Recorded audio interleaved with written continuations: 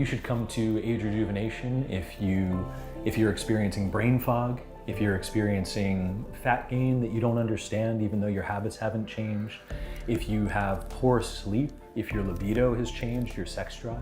We can generally find natural alternatives that are more successful interventions than the pharmaceuticals that they've been pushing for longer than I've been alive.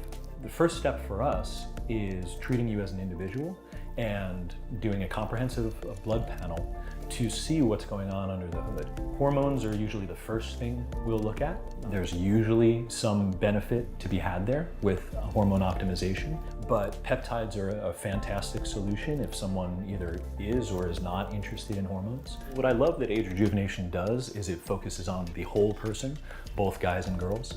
It's generally not just hormones, it's not just gut health, it's not just genetics, it's not just stress hormones.